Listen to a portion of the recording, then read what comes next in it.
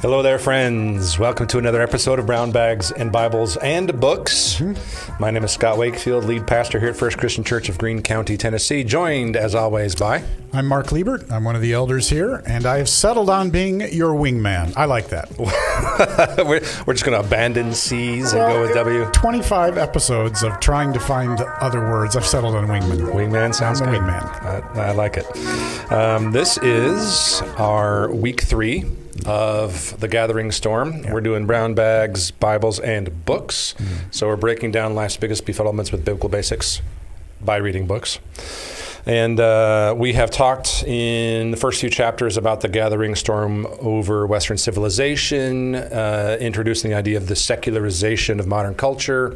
We talked about the gathering storm in the church, and active and passive secularization, especially moralistic therapeutic deism,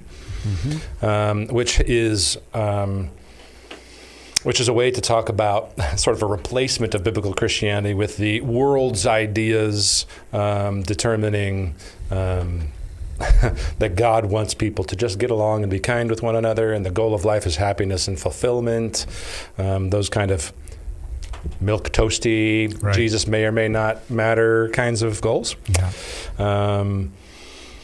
So let's see here. We talked about the gathering storm over life, pro-choice, chapter 3, human life issues, abortion. That's right. And we come today, to the gathering storm over marriage. Yes, that's right. So what do we want to say about marriage to introduce us, to get us talking here?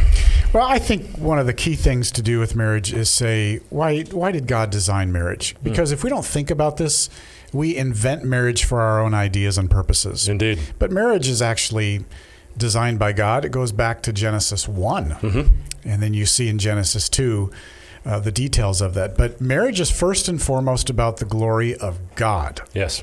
And that's reflected in his design for marriage. As you're talking and referring back to Genesis, that makes me think God makes this world happen, and he calls it good, good, as it fulfills his purpose of bearing fruit, of producing goodness. In other words, producing godliness. Yes. And so that's chapter 1 that includes man and woman. Yes. But then chapter 2 gives more definition to that, and includes marriage pre-fall. Yes. So it's written in the fabric of the purpose of creation. Yeah, because fall is Genesis 3. Yeah. So the design of God in marriage, really you can think of it as two pictures. A picture of himself and a picture of the gospel. Yes. A picture of himself in the sense that God himself is in perfect relationship with himself. There's one God. Yes. But made up of 3 persons. It's the Trinity. And so you have this perfect unity because there's one God and oneness, but yet there's a distinction there in persons. Yes. And so in a man and a woman unity, you have a similar thing. It says they become one flesh. Yes. So they're one, and yet they're still 2 distinct persons. And so the best picture we have of the Godhead itself is marriage between a man and a woman. Yes. So we say the marriage is a picture of God himself in that way. Indeed. But it's also a picture of the gospel being the good news of what God did for us in Jesus. Yes. By sending Christ to die for us. His sacrifice for us, his sacrificial love was for his bride being another term for the church of Jesus Christ. And Paul very specifically in Ephesians 5, that's where I was headed, says we are to mirror that in our human relationship between man and wife, between Christ and his bride, Christ and the church. Love your wives as Christ loved the church and gave himself for her, that he might sanctify her, and on and on. Right. Yeah. Yeah. So marriage is primarily designed by God as a statement about God. Yes. But it's reflected in the oneness that we have between man and wife, both of the Trinity and of the sacrificial love for Christ for us. Yes. That's what marriage is about. And it's an outgrowth of this larger idea that we were referring to out of Genesis, that all of creation is for the purpose of glorifying God, of communicating who he is. That is why we were made. That's exactly right. So a good theology of creation includes this idea that marriage is one of those many things. Yeah. But it's particularly important because in the second chapter of the entire Bible, that tells us about creation. It is stated as the main place where be fruitful and multiply begins to happen. Yes. Yeah. That's right. And Jesus comes along in Matthew and he reiterates everything we see in Genesis 1 and 2. Yes. And he goes back and says, this is God's design. I stand by it. Man cannot reinvent, change, or alter God's design. Not without incurring his displeasure. And he says, as you're talking, makes me think, of course, of Matthew 19. Yes, Matthew 19. Said to the Pharisees, have you not read that he who created them from the beginning made them male and female, and said, therefore, which is not just therefore because they're male and female, though it includes that. It's therefore this male and female created for the purposes of communicating the goodness and glory of God. As we've said, he's the Trinity, and who he is reflected in that. It's a picture of the gospel as well. That because of those purposes, Matthew 19:5, a man shall leave his father and mother and hold fast to his wife, and they become one flesh. Yeah. God has joined that. Right. God joined them together. That's what's interesting, is we think we join it or the state joins it. No. Right. When a marriage happens, God says he joins it. There is something mystical, something spiritual happening at another level that we don't understand. God has joined them together. Which is getting at this next way that we can talk about it here, that is talked about in The Gathering Storm. There are a number of ways that Mohler here in the book in chapter 4 touches on how culture looks at marriage. Yes. Yes, incorrectly so. Yes, right. Yeah, we can run through these quickly. But we talk about this, by the way, in our Re-Engage Marriage class, which begins next Monday night. Yes. If you're watching or listening and you would like a 16-week program that dives into the Word in accountability with a small group where you are encouraged to walk by faith with your spouse as God has designed, we have a class for you Monday night starting January 11. So we're fighting against this idea in the world that marriage is just a contract. And if if my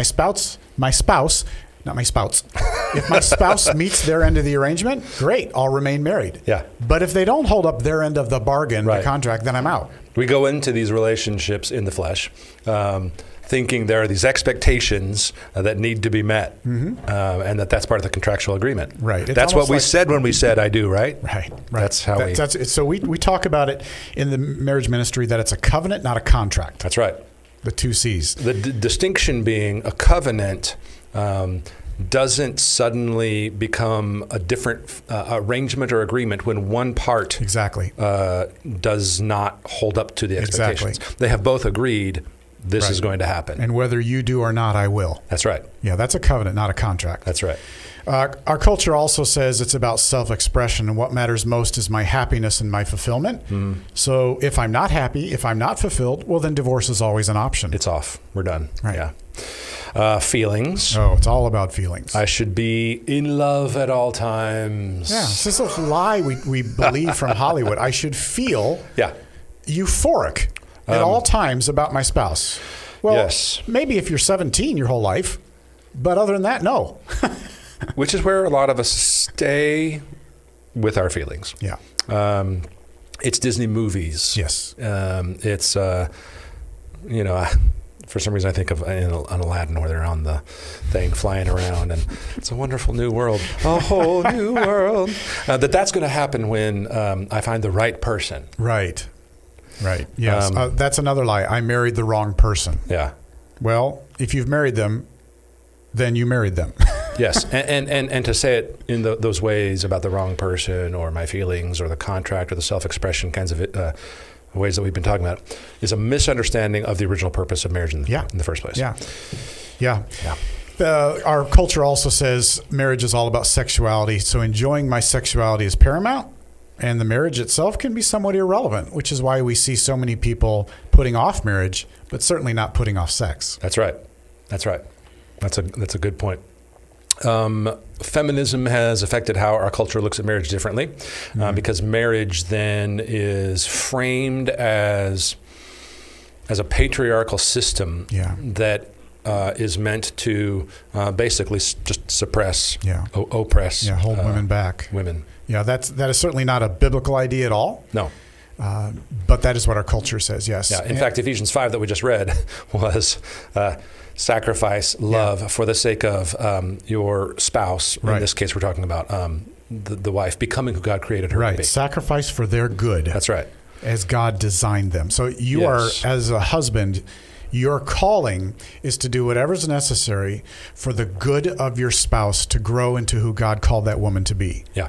That doesn't hold them back. That empowers them when done rightly. Exactly. That's God's design. I had a mentor tell me, you must be a student of your wife. Well, that's 1 Peter 3. Know your wife. Yes. And at first I thought, student of my wife, that's weird. That just sounds weird. But then over the months of meeting with this man, Rick Schenk. Yes. He made clear to me, my job as the husband in this relationship is to be as Christ to her, in that way that helps her become who she's meant to be. Mm-hmm. All right, last one. Yeah, the last one is the agenda of the LGBTQ movement is effectively saying marriage is how I define it. Mm-hmm. It's not something God established. It's how I define it. It's a social construct. It's a social construct. And so I can change it as I need to based on the whims of society. So all of these things we've mentioned are the winds of our culture blowing against God's design laid out in Genesis 1 and 2. That's right, blowing against God's design. Mohler says here toward the beginning of this chapter, something that's a good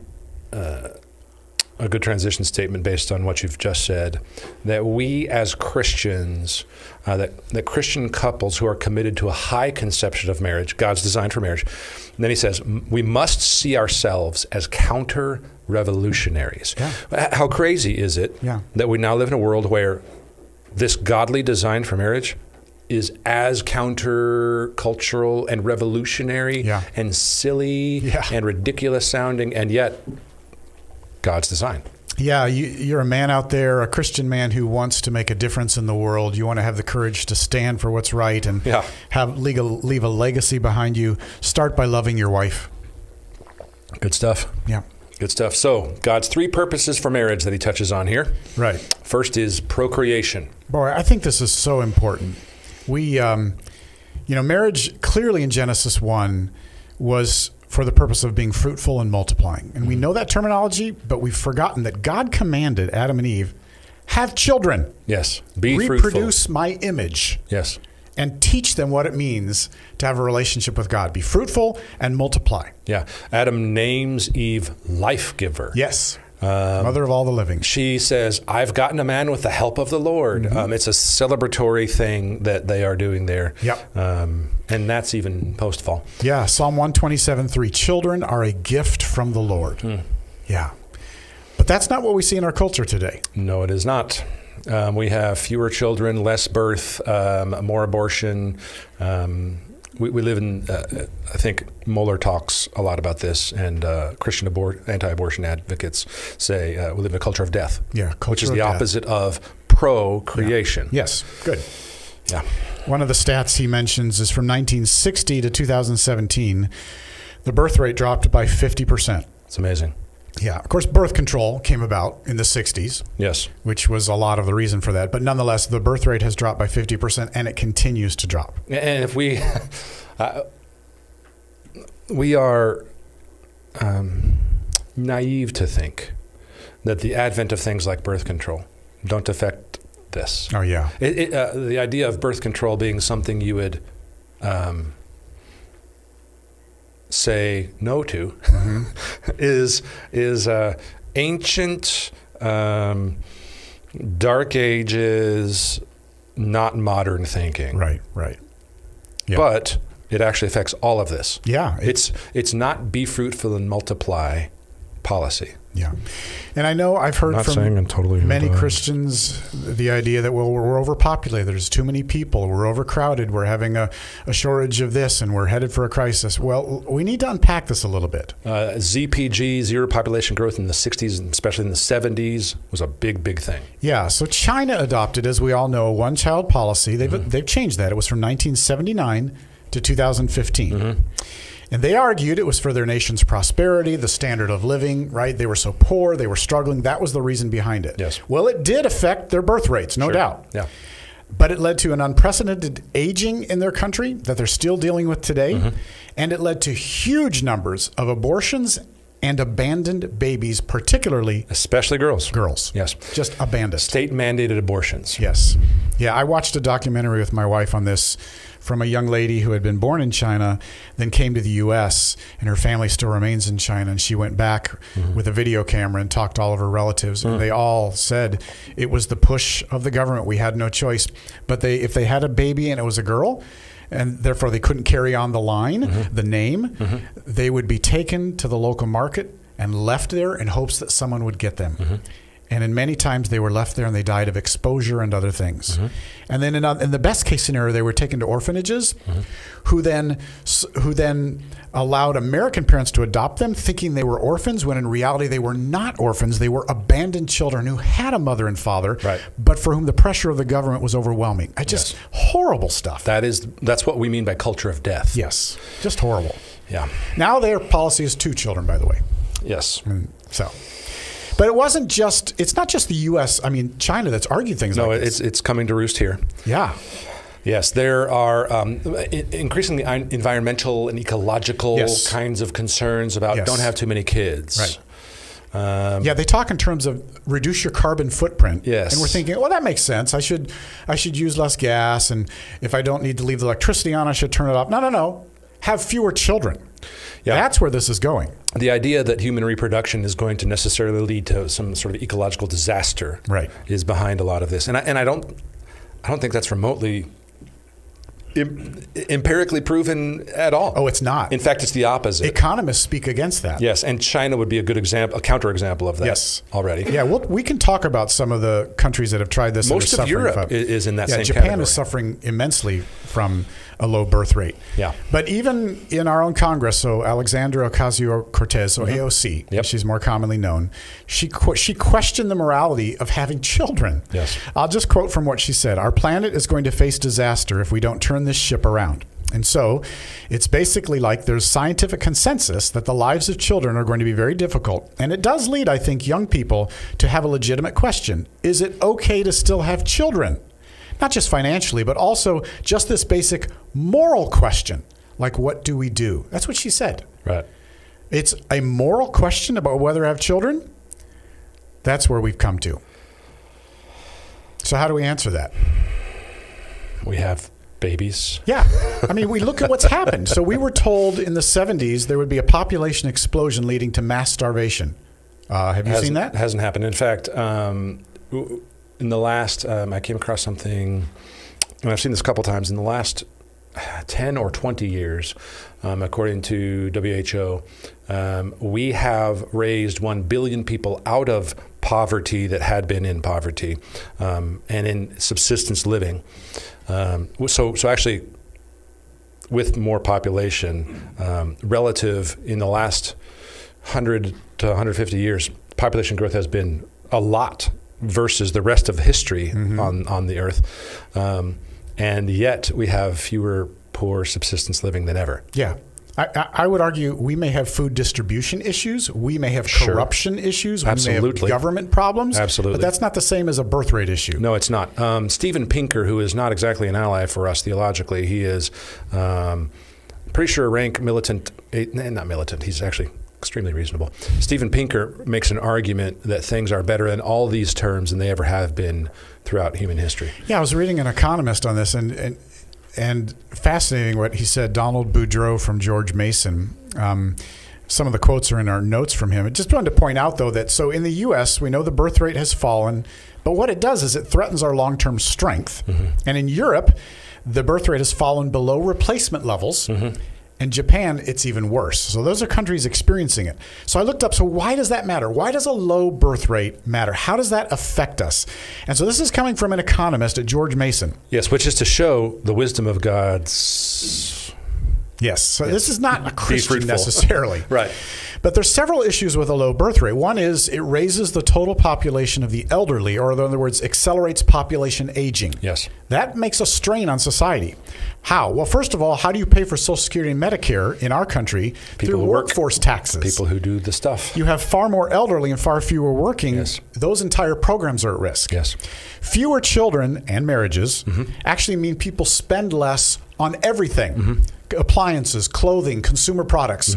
So your economy actually struggles because you buy fewer things. Yeah. Whereas in contrast to that, a high birth rate keeps the population young and the population growth robust. Here's what Donald Boudreaux says of George Mason. Yeah, everybody comes into the world with one mouth and two hands. Yep. Most people produce more than they consume. That's it. It's a little extreme to say it this way, but that's just logic and science and economics right there. Yeah. Well, people say, what about our resources? We only have a limited amount of resources. Yes, but we don't account for efficiency and productivity, which uses resources in a better way. Right. I remember the argument 10, 15 years ago, we're running out of the internet. We're not going to have enough space. Well, guess what? We find better ways of doing things. Or we're not going to be able to farm as much. We find better ways of farming. Yes. That's the God's given ingenuity and creativity he's given to mankind. So a growing population is actually good for the economy if there's rising productivity at the same time, because it reduces the amount of resources you need to provide the same amount of output. Yeah. You actually get better at it.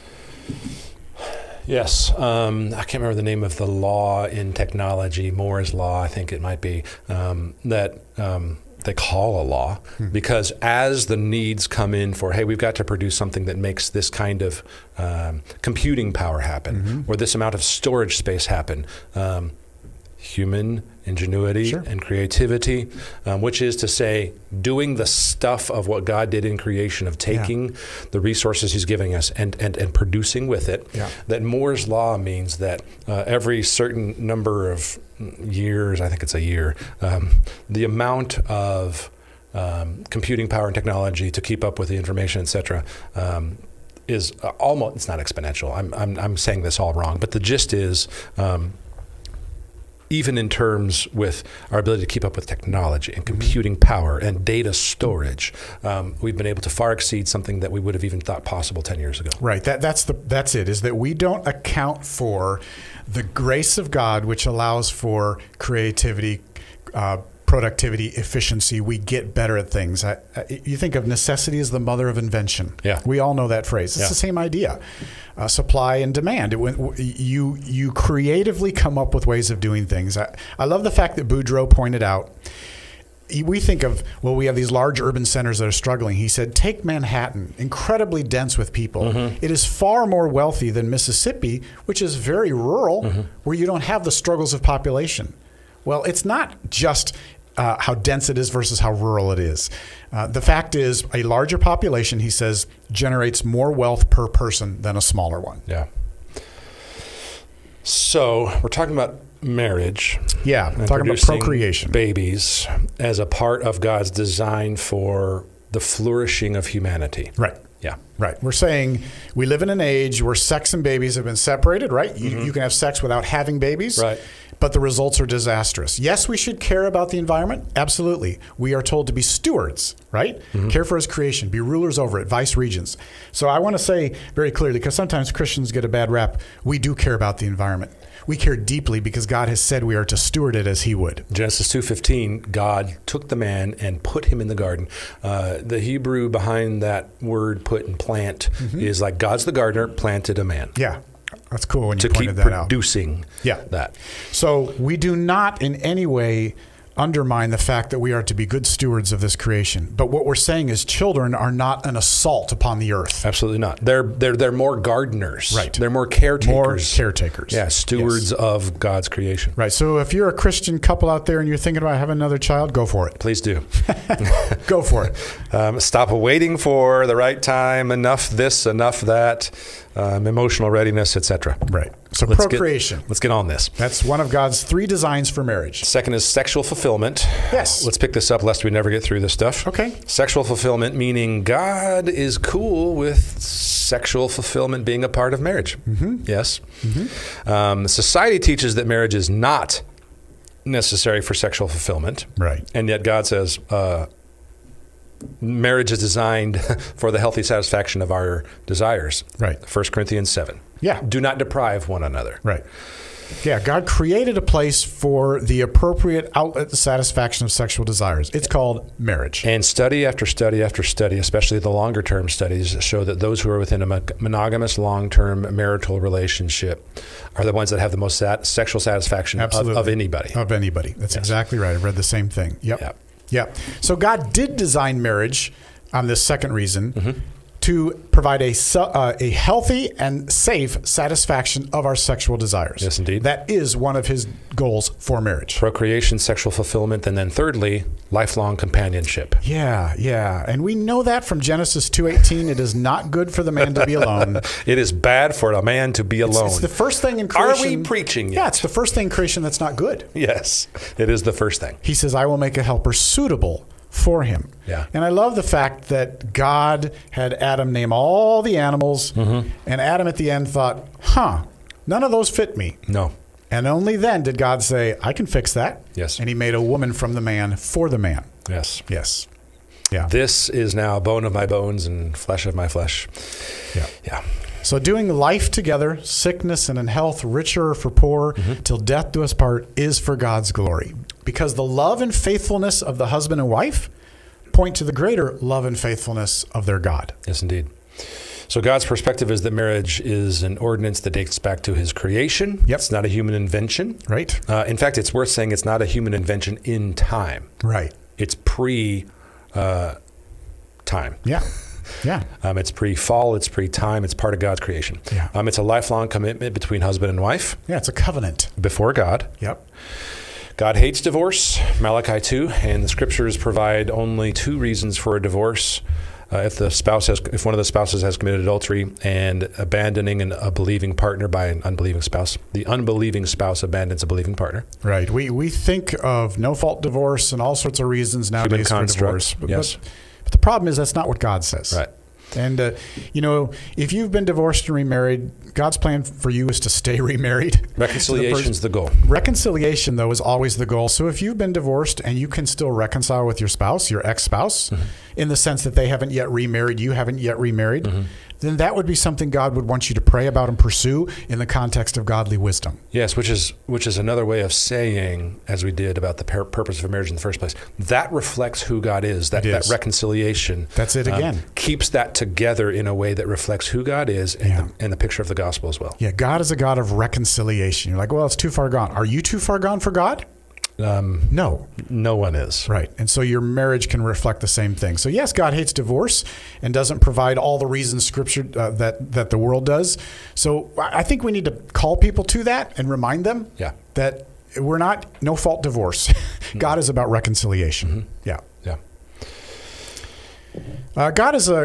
God believes in the complementarianism of the marriage union. And so that's a mouthful. What we mean is the equal dignity and value of man and woman in the image of God, right? They're equal in dignity and value and worth. Yes. But they don't have the same role. Yes, a complementary role. This is a role and this is a role, and they fit together in a way that brings the whole together. That's why God said it's not good for the man to be alone. I'll make a helper suitable for him. I'll make one fit for him that meets the needs where they are different, but together they complement one another. Yes. Yeah. And so that's reflected by several things. Male headship in the home and in church. I know it's not popular. It's scriptural, though. It's what God designed. And then the husband is to sacrifice in love for the good of his wife. That's God's design. While it may not be popular, complementarianism is opposed to the idea of egalitarianism that says not only they're equal in value, worth, and dignity, they are equal in their ability to fill roles. Right, that there's no difference in role. And so there's not a difference in a role that's complementary. Part of why I'm a complementarian is because built into complementarian ways of thinking about the marriage bond is the idea that a man has the ability physically, biologically, to help protect the woman in a way that egalitarianism does not. So the fighting for one's spouse, keeping and protecting her, is something that is built into the idea of complementarianism that egalitarianism does not actually hold. So I was thinking about that as you're talking about headship and this idea in Ephesians of the wife flourishing. A wife doesn't flourish under abuse. No. And so a man is built in with that relationship, with the desire to protect the woman. And that's a complementarian thing that's not equally said of the egalitarian views. Right. And no matter how much I want to, I will never bear children. That's right. That is not my role. That's not how God designed it. That's right. Yeah. One last thing I'm going to say here about God's perspective is that gender is not incidental or fluid. No. It's an essential part of God's design intent. Yeah. We're biologically different by design, but we share equally God's image, because God's image is not how many push-ups I can do. Yes. And so because that's true, the state should not redefine gender, masculinity, femininity as a social construct. It is not. It goes back to creation and God's design and creation. So as Christians, we must contend for marriage as God's gift to humanity. Yes. We must reject the world's temptations. Yeah, be men and women of honor. Live by grace and truth. We must show the world the glory of marriage so we can avoid things like pornography, that divorce isn't an option, that same-sex unions are not something we accept. So the glory of marriage fights against all of that. I mean, if you're someone who struggles with pornography, be very aware that that is a short circuit to what God has planned. It severs sex from marriage. It turns it into a carnival of self-pleasure. The author says it this way: it exchanges the goodness of sex into a celebration of debauchery. Yeah. It turns sexual energy inward upon oneself and corrupts the idea of marriage. And the damage is incalculable, as it says in 1 Corinthians 6:18. Flee sexual immorality. Every other sin a person commits is outside the body. The sexually immoral person sins against his own body. There is something unique and deadly about sexual sin. So flee. We become the idol that is the perversion of God's intent. In that way that affects our bodies. Right.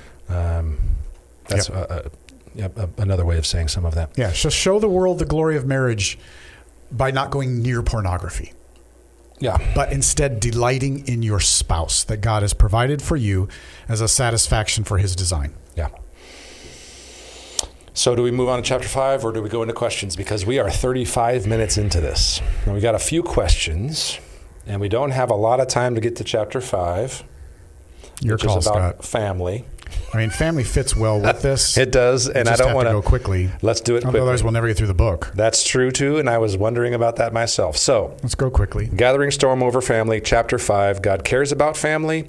Secularism sets out to destroy God's design for the family and attacks the family unit as defined by Scripture. Right. God created families. He actually uses familial language. Yes. Like he calls us his sons and daughters, God, and he is our Father. Yes. So families matter to God. And Jesus himself says, when questioned, who are my mothers and brothers? Right. These are my mothers and brothers. Family language is used by God. Families matter to God. Yes.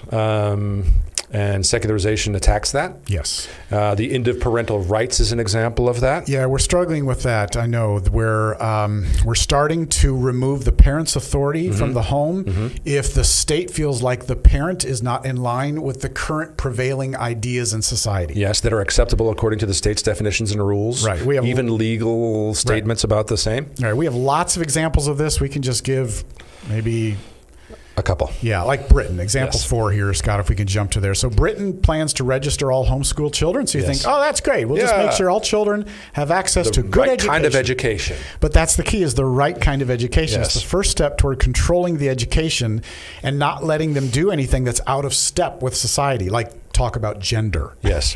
Being put on lists about things that are verboten according to the state or not. Verboten. Accepted or not. German. Yeah, forbidden or allowed by the state. Those kinds of lists like that are worrisome. Yeah. The Casey Review was done to study in Britain. They were concerned because homeschool education had grown 40% in the last 3 years, Yes. which means that some British parents are pretty concerned. Yes. And here's what they said. They single out evangelical and Pentecostal churches as a threat to mainstream education and therefore harmful. And I'll quote, "It is too easy for children to be raised in a totally secluded environment that does not provide a suitable education," unquote. Who's determining suitable? Clearly the state. And so then they're even more blatant. Some of these parents are keen to take, this is a quote, to take religion backwards Yes. and away from 21st century British values and laws on issues such as gender equality and sexual orientation. So there it is in plain black and white. Yes. We want to make sure you don't teach things that are out of step with where we are as a society. Yes, because you're going to teach the kinds of biblical, godly values we've just been enumerating for the last 35 minutes. Yeah, so that's where they are in Britain. But it's come here as well. It absolutely has. California is an example of a state that is doing a lot of this kind of thing. Yep, they've initiated a process to review homeschool children. Yes. And many of you may have heard of James Younger, Yeah. the case that was on the news where the mother wanted to go through medical procedures to turn him into a girl, but despite the fact that the dad did not. Now, they weren't married together anymore, Right. but nonetheless, they were trying to allow it. And a judge ruled that the mother could do it. Yeah. Yeah. If you begin to look in these kinds of, look for news items about these kinds of things, you'll come up with example after example after example. Yeah. So again, this is the end of parental rights is the point we're making now, that Yes. the parents are losing the authority to make the decisions for their children Yes. because it's out of step with the thinking of society. One of the ways that I see a gathering storm in this is this prevailing idea in our modern American culture that public education is a human civil right, and we have to let that be the case for our kids. In other words, state-mandated public education. And I am totally pro as much education as possible. Absolutely. But the idea that it must be a particular form is opposed to this idea that parental rights govern that process. Right. So this is a state, family, sphere sovereignty problem. Yeah, yeah, and we talked in a previous BB&B about the separate spheres of influence and authority that God established: the family, the church, and the state, and they shouldn't be meddling in each other's affairs. Now, by the way, if you have your children in public education, or you are one of those godly public school educators, absolutely, praise God for that. And we have tons of them in our church. Fight against the culture that's swimming against you as well. Yeah, absolutely. Yeah, we have many of those in our church. Yeah, they're in that messy middle. They are. It's tough for them. And it's important for them to be there. But we thank God for that. Absolutely. So the Christian answer is that we must remember that God established governments for human flourishing. Right. The family, the very first government, was instituted by God in the garden. Mm-hmm. And he intends them to rule the family. Yes. The church comes along at Pentecost, thousands of years later at least, right? And then the state was instituted clearly to punish evil and promote good, as defined by God. Yes, the family government was first. Yes. Yes. Yeah. So family, church, and state, stay in your lanes, please. Yeah. Which means mostly what we're saying today is the family government piece needs to be highlighted. Yes. And encouraged. Yeah. Far more than our culture says. Yeah. And even a lot of Christian culture. Yeah.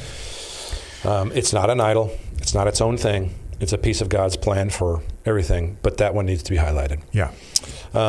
Second Christian answer here is that Christians must teach that Jesus confirmed God's design for the family. Yeah, because we often say, well, Jesus never said anything about this or that. Jesus said plenty. He did. He said one man, one woman, male and female, joined by God, don't separate, permanent, one flesh union, period. Yes. Matthew 19, drawing from Genesis 2. Yeah. One flesh union, the oneness found in marriage is unique. It's permanent. God joined them together. That's what we must teach. Yeah.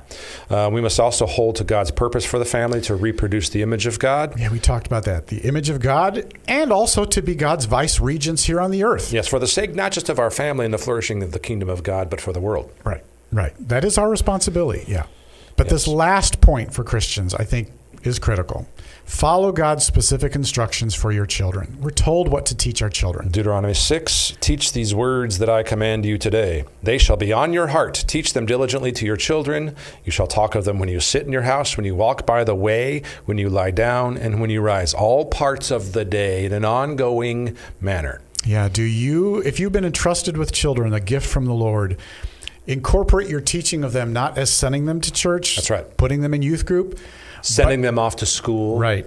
But walk with them through the day by your example and every opportunity you have, whether you're sitting, lying, reading, walking, because that's what Moses says. That's right. You teach them. How else would we highlight the family to do its family government rightly? And the church will come alongside and help.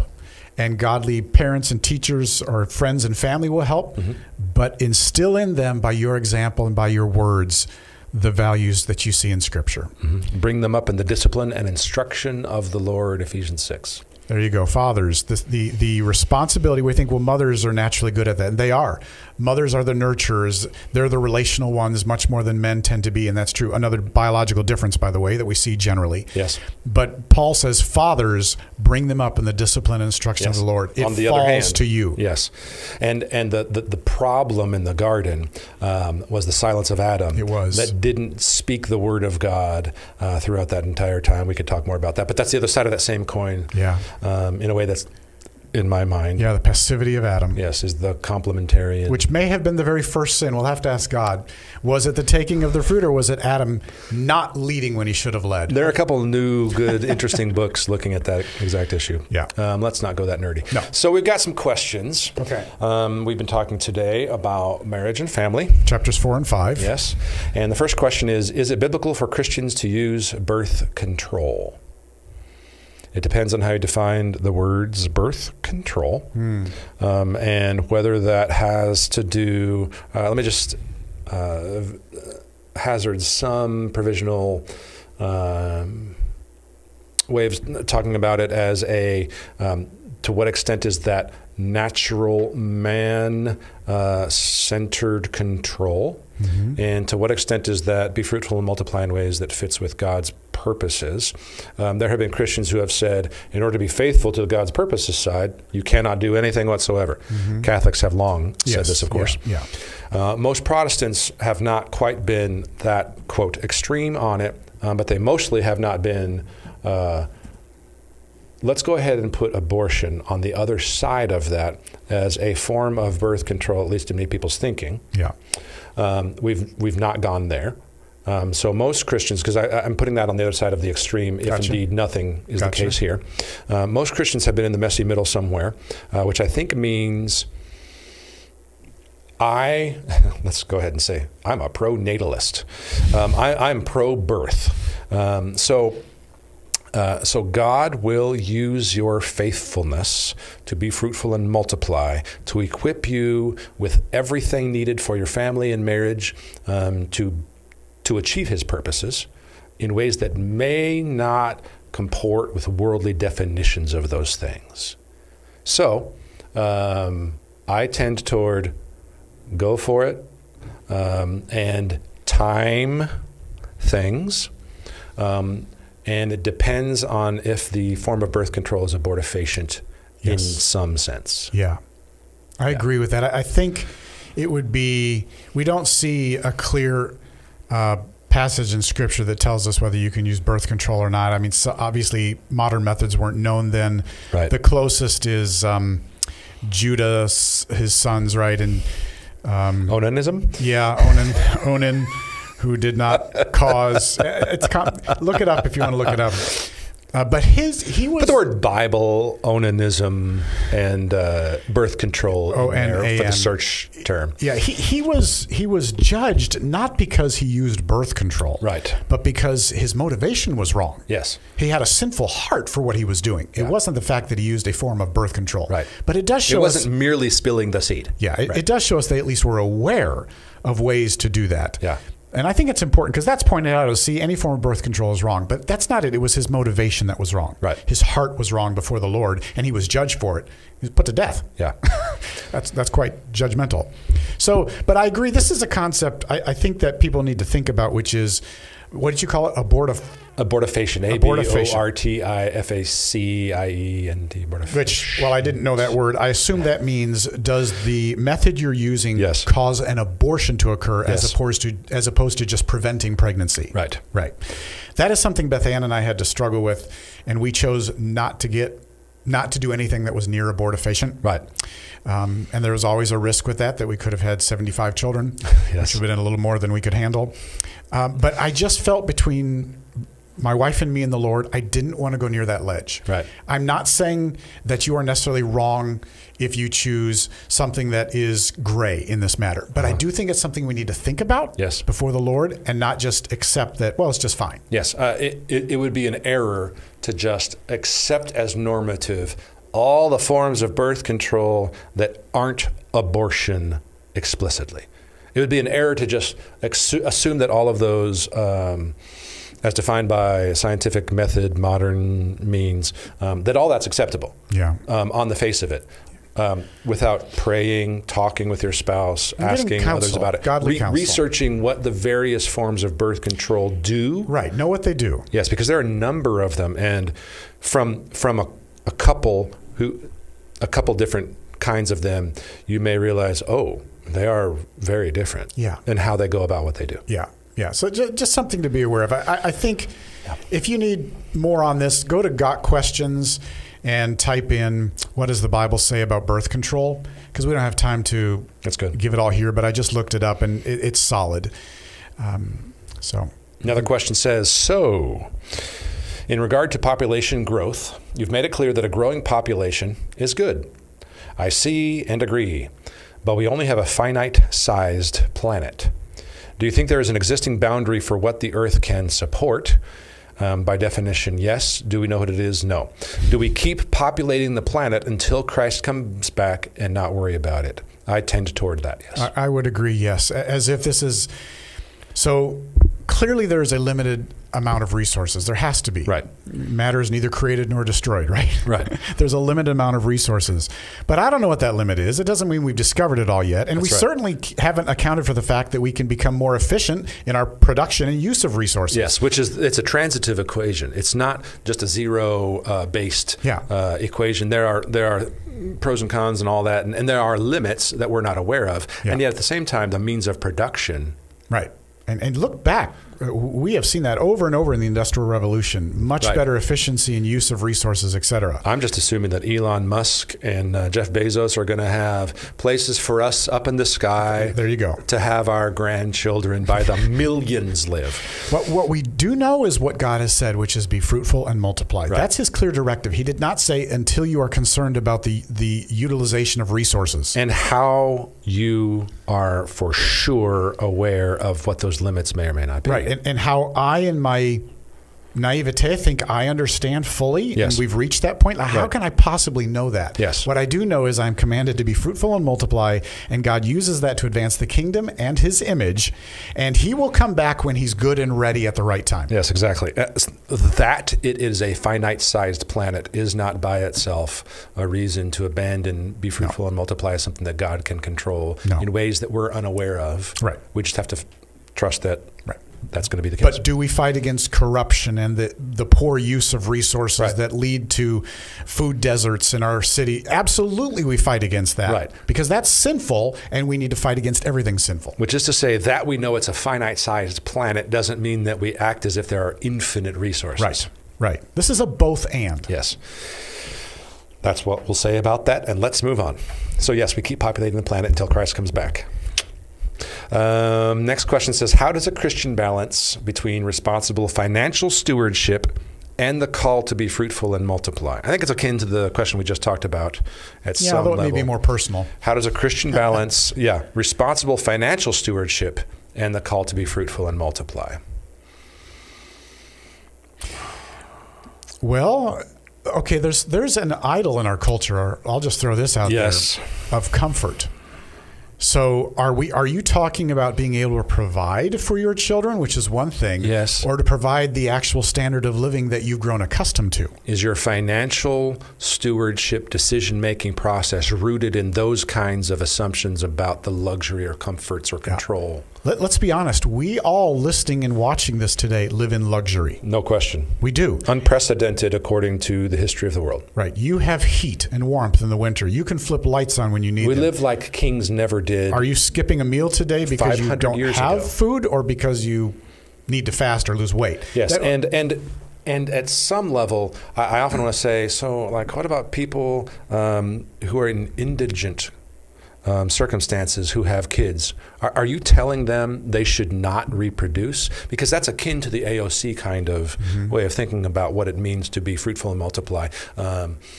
You can raise good and godly kids who are poorer than any of us could possibly imagine in a way that will fulfill God's purposes and that will communicate his goodness and glory. Yes. And I would say if you are enabled to do so, and pretty much every one of us is, then we should find ways to meet needs where people are struggling. So I know that in the country I grew up in Venezuela, they're in desperate times where people tend to eat 2 meals a day instead of 3. And so my mother has developed a ministry where it's all legal.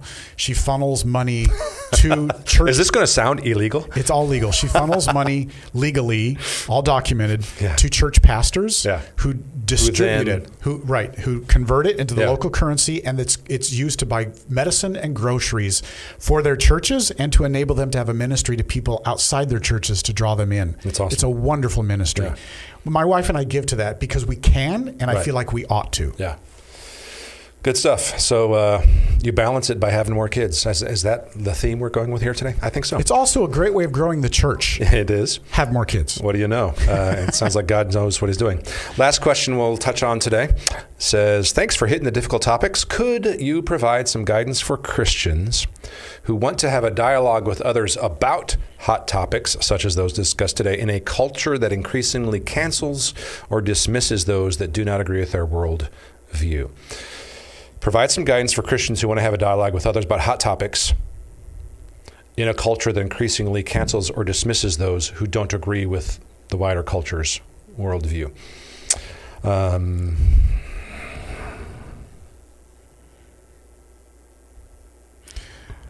think there are a number of things we have to... Go ahead. I'll let you take a step. Think about. One is, and I am not great at this because I would rather just start spewing facts and information and what I know. What should we do? Not necessarily overwhelming what you always people do. And vomiting the stuff that's in me so that they just go, what? Like that's my tendency. That being said, on the other side of that, I think it's helpful for us to pause, to pray, to think and speak reasonably and wisely in ways that make the argument about the principles and ideas. So we stay out of ad hominem, and we don't communicate. Ad hominem is Latin for an argument made to the person about the person, as if that's the issue and problem when it's not. Keeping it about the issue in a way that communicates it thusly about the issue and principles and ideas. So keeping it out of ad hominem, I think that's obviously an important thing for how to communicate with those who are different, who think differently, who see the world entirely differently. And that's not just for believers, non-believers, that's for believers, and everybody. But how to do that in a culture that increasingly cancels those who don't agree, I think one thing is keep it about the issues and principles. You want to add something? I would say the more you build a relationship with people, the harder it is for them to cancel you. Yes. It's real easy to go on Facebook or social media because you don't know the people. Right.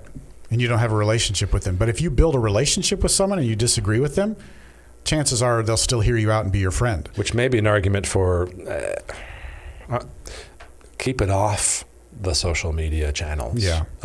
I just don't see that being remotely as helpful as many people think it is. Yeah. I would also say do your homework to know the issues. Very few things are so black and white that you can't learn something from the other side. Oh, absolutely. And so, but know enough that you can engage in a conversation. So I had a conversation recently with someone who said the world's overpopulated, we need to slow the birth rate down. Sure. And I said, well, hang on. And I brought up a few of these things because I had studied it. Yeah. Quote people who are smarter than you and more well-known and carry some credibility. Like Thomas Sowell is a great person to know. He's great. He's a black man who's an economist who doesn't claim to be a Christian. No. But I see Christians quote him all the time. because he knows God's truth and he uses it, whether he calls it God's truth or That's not. right. Mm-hmm. And he's a black American economist, Sowell, Sowell. Just know people that carry some credibility with them and use what they've studied. How did Beth Ann respond to your? I'm just kidding. She's like, Mark, we should have more kids. No, she wants grandkids. She was saying, I think there are probably lots of other things we can say about this issue of how to have a dialogue with others about hot topic in a culture that increasingly cancels or dismisses those with different worldviews. But I think those are a few helpful things. What I've had to do personally, this is not something that comes naturally to me. I've had to continue to be a learner. Yeah. Now, and you may think, well, Mark, you bring all this information up. I do that because I study really hard in preparation for these meetings with Scott. That's right. And Scott is continually learning, continually taking things in. I'm not. I would much rather go take care of my bees and enjoy my hobbies. But I felt that I have to continually learn. Because that is one way that I honor the Lord, keep my mind sharp, and can be a help to other people. In that vein, as Christians, we're called to be disciples. The word there is matetes in the Greek, which is simply learner. Yeah. It's not preeminently follower as we think of. A disciple in that cultural context of the New Testament was a follower of a teacher. But the word just means at root a learner. Yeah. The next question off of that said, also, how do you think we should actively, or do you think we should actively pursue such conversations with those who have differing... I love to actively pursue conversations with those who are different, who think differently. I love that. So my answer would be, I think we should actively pursue that. Do it carefully, do it wisely, do it in relationship. Yeah, absolutely. Read 1 Peter 3:15 before you speak. Yes. Look it up if you don't know it. With gentleness and respect. Yeah, Yes. I had a conversation with someone who identifies themselves as an unbeliever over the holidays, and they asked me a question about the Bible. No. And I prayed about it, I researched it, and I responded intelligibly, but with humility, and said, you may disagree with me, here's how I understand this. Yeah. And they responded very favorably to that. Yeah. And I don't know precisely why they responded favorably to it, but I know that I was careful to honor them. Their friendship matters to me. The fact that they disagree with me doesn't mean I don't honor and respect them. Yeah. And so I responded that way, and I was pleased with the reaction I got. Yeah, and I think the way you phrased that was a helpful entree and a way to say, I'm being gentle and respectful. You may understand it. I understand it. Right. You may think differently. That's right. At the end of the day, whether I'm personally right or wrong is not going to matter. What matters is whether it is true or not. Yes. And I'm not the standard. I'm not the oracle. Yes. Well, hey, we've reached another end. We have reached an end. We are over halfway through the book. I do want to point that out. We're so slow. And yet, these are not easily unpacked. No. So we will jump in chapter 6 which next week gets into sexuality, LGBTQIA, gender and sexuality which issues. We've referenced now and again, but it really hits that hard. Yes, it does. So join us next week as we'll get into those kinds of questions. Thanks for joining us.